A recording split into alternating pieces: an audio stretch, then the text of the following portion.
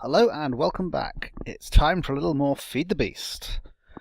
Now, it's been quite a while since I last recorded one of these, mainly because I didn't have the energy to record. I have had the hankering to play though, so I've been doing little bits here and there. Nothing major. I've upgraded the storage on this. I now have two 16K storage modules. See, plenty of room still in them.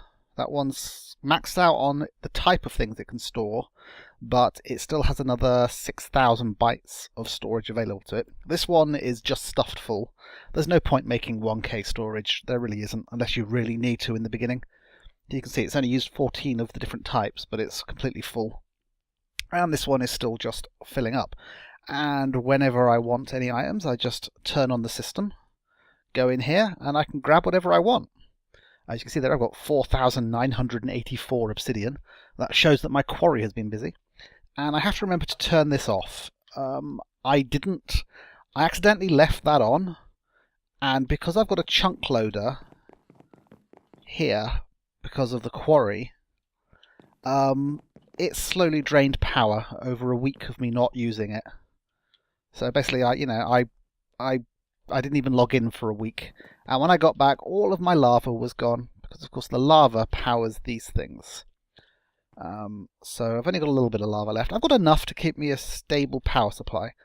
I'm thinking of switching away from the lava and even the biogas engines pretty soon, because I've got a plan for something which should give us unlimited amounts of power. Yes, oh, I am completely out of that stuff. Oh, and those things are going down as well. Yeah, this is one of the reasons I want to switch away, is it's a bit of a hassle keeping these things full of saplings. Now, I know I could make myself a managed arboretum, a managed tree farm, that sort of thing. But I've got another plan that will be more exciting, I think, and will solve another issue I have.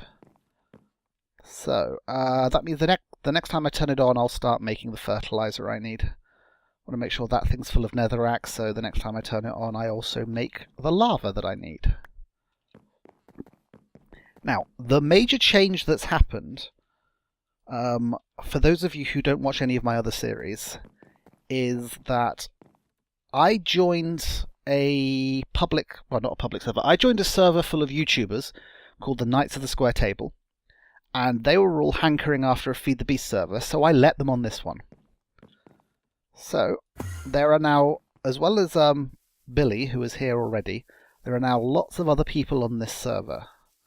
So, we're not going to take a tour of their base, because this is my Technical Tales series, and it's primarily a single player, so it's going to be primarily me doing stuff. But I just thought I'd show you that I set up this public linking hub here in the Nether, and each of these books leads to a different person's base that's on the server, and that one leads to spawn. So I set up instructions so people knew how to set up their own linking books, spare linking books, etc., etc. So it's got a lot more crowded. Now, this has led to some trading of items and so on. And it's like one of the items I managed to trade for is a portal gun.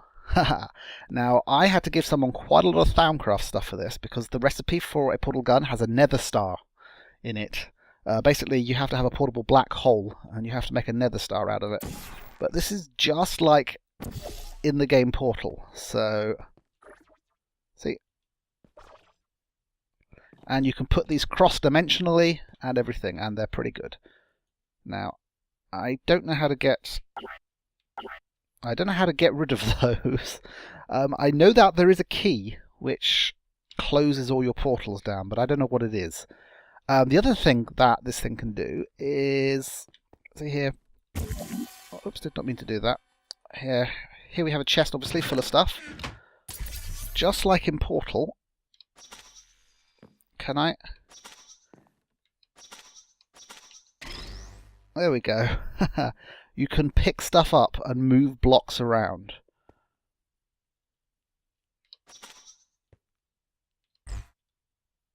And oops, the contents is still in there.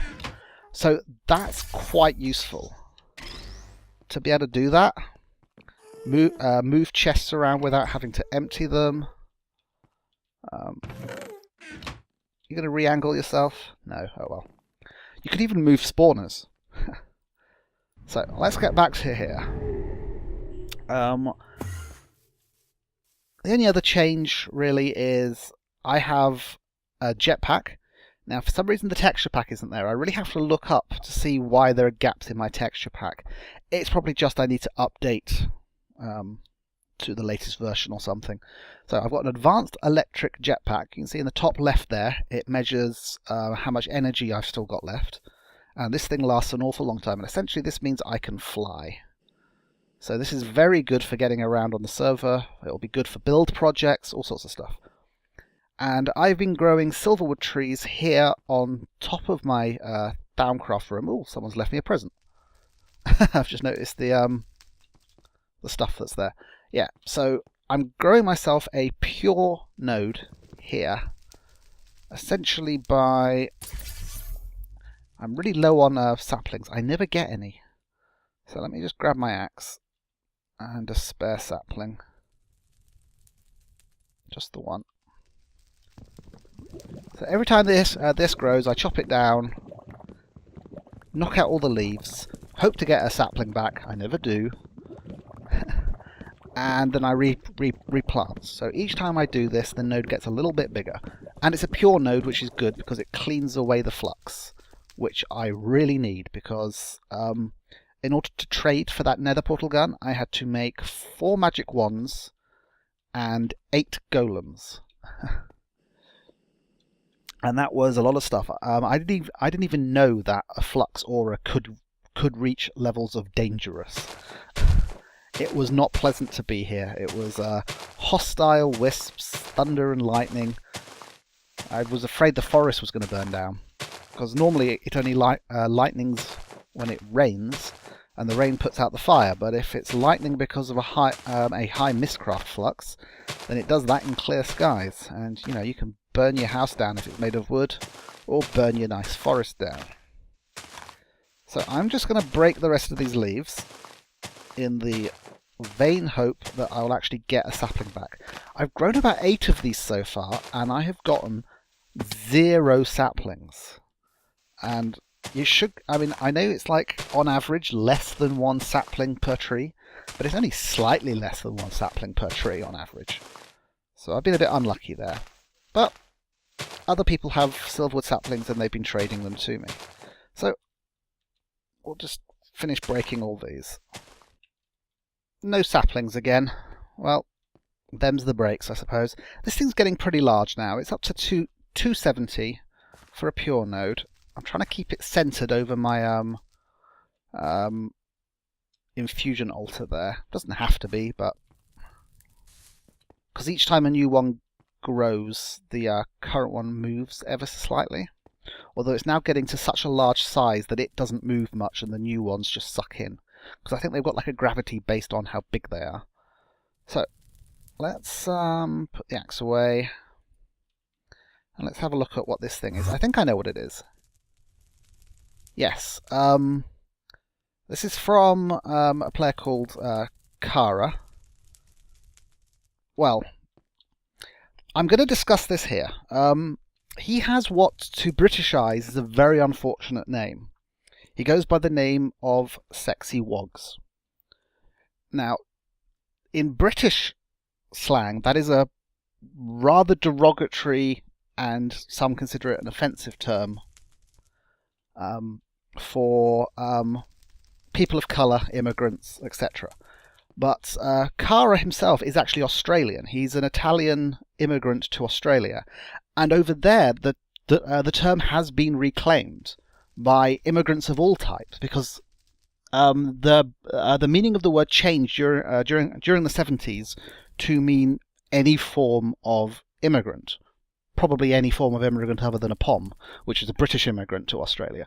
And the term has been reclaimed by them, so it's perfectly alright for him to use the term. I'm a little uncomfortable with it myself, because they've reclaimed the term doesn't give me a right to its use, and within the cultural context in which I live, it's a bit of a problem. So I'm going to refer to him as Kara, or just Sexy, for short. So, but I told him that he wanted me to... he's the person who I traded for the nether gun with, and he wanted some fighting golems. Now, I don't even know how to make fighting golems yet. If I look at my Thalmonomicon.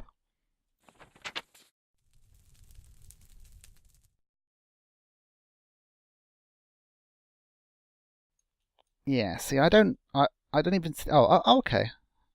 Yeah, advanced golemancy. Which, yes, okay, I know how to make fighting golems, but he wants ones which will drop experience orbs when they kill enemy.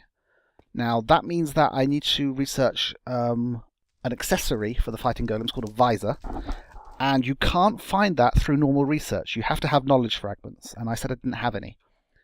So he said he had loads of knowledge fragments. And a soul stealer. Ooh, nice. I actually have a vile sword for that. Yes, see now, one thing's leading to another, almost as if I planned it. The thing we're actually going to... I shouldn't stand in the boiling water. One of the things we're going to... Extra sign, thanks, Jib, okay. One of the things we're going to be working on today is a blaze spawner. Now, there's a thing in this called soul shards.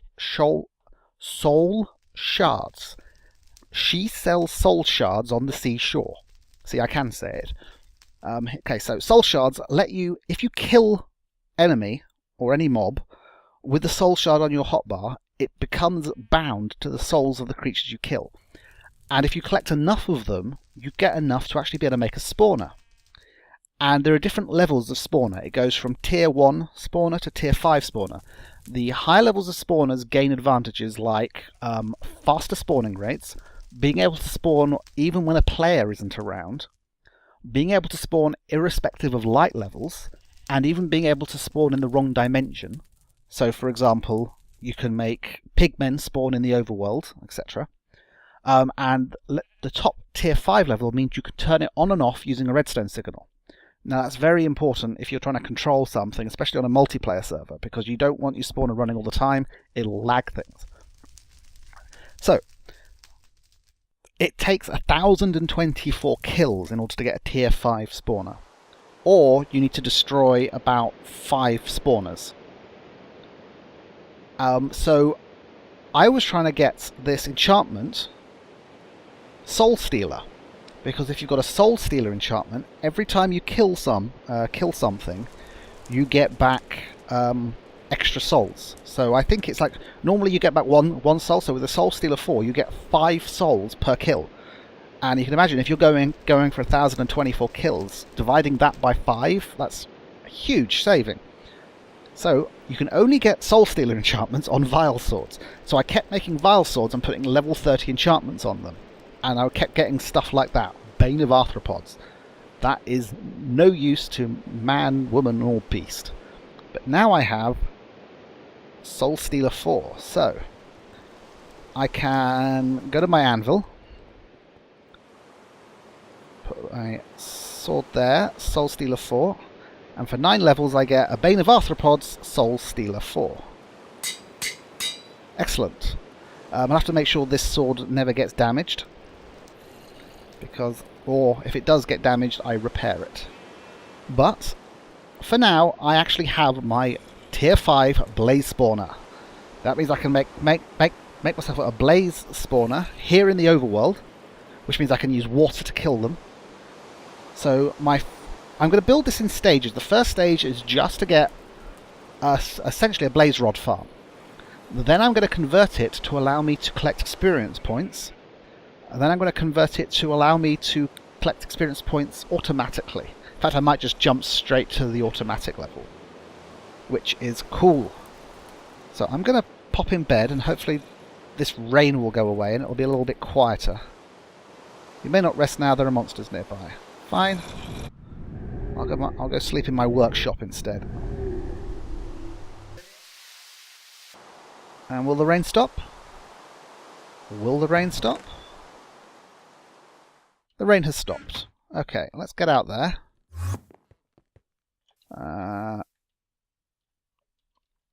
Keeping out for mobs. Well, if ever I want a string farm, with the bane of arthropods, I'll be able to chop through spiders pretty damn quickly. Ooh, you've got blue eyes. Did you always have blue eyes? I've never noticed before. Okay, so I've got this sort of vision in my head as to what I want this spawner to look like. I'm probably going to make this spawner available to other members of the server. Haha, that didn't take long. Potency 2, Frugal 3. No charging though, which is a little annoying. Someone actually gave me a charging book and I tried to put it on one of my wands and for some reason it didn't work. I'm not quite sure what happened there. So, I said I want to make this thing available to other people on the server. So I want to put it somewhere nice and visible. I'm tempted to put it on top of that volcano because it would just look absolutely awesome.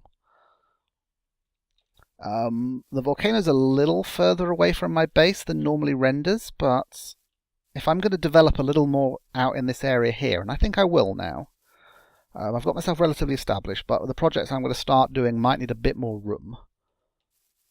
Then on top of that volcano, well, I've only just noticed you can actually hear the engines. Maybe you can't, but this is actually about the right size. I mean, I'm going to want like a 9 by 9. So 1, 2, 3, 4, 5, 6, 7, 8. It's pretty close. Yeah, I could put a 9 by 9 room up here. Have a linking book to lead up here, so people get nice and easy access to it. That'll work quite well. Is that a genuine world hole? There we go.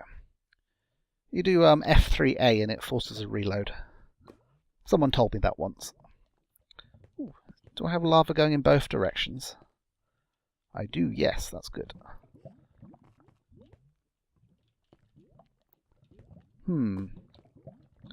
Right, I'll probably want lots of this stuff, because most of it's going to be glass, but it might be nice to make the framework out of this, if I decided that it needs sides.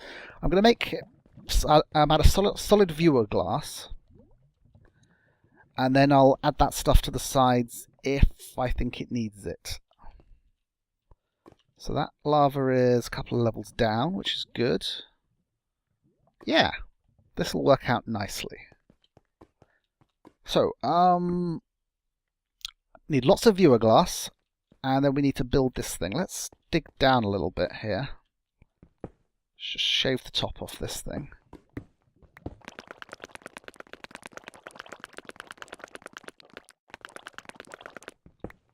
The other good thing about this jetpack I've got is it actually powers my electric diamond drill. And it holds 1,000,000 EU. So the power lasts a long time. Okay, that's pretty good. So what size have we got now?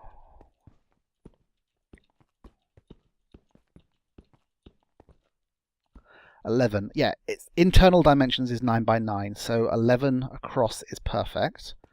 What about forwards and backwards? Okay, only 8 forwards and backwards. If I shave it down another 1, it would be 9. Don't really want to interrupt the lava flow, but I may have to lower it a little bit. Don't really want this to overhang.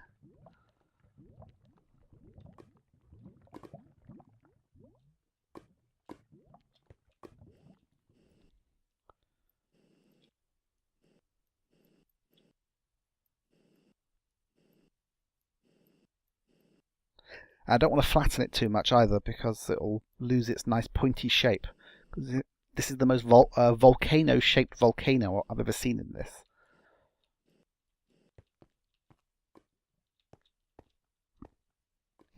I could just build it over the back a little bit, I suppose. So yeah, we're going to leave it at this level, although I am going to give it a fresh channel out the back. See whether that lava will go... oh no, it's not going to... It won't start going in both directions, will it? Unless I... It'll always flow towards the closest dropping point. I suppose what I can do is... this. Right, that one will flow.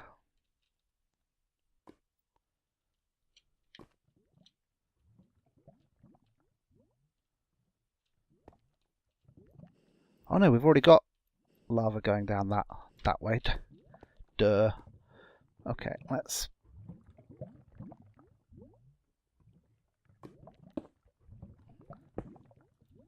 block that again.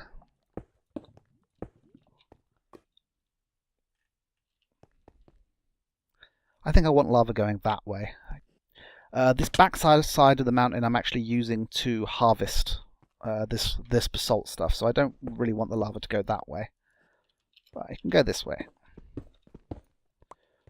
Right, so that will be 1, 2, 3, and then it has to go down 2 here. And that should be enough.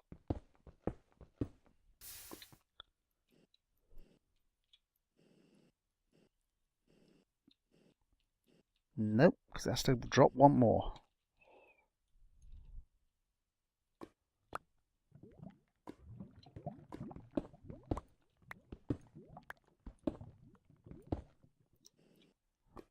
There we go. That should cascade in a nice pattern.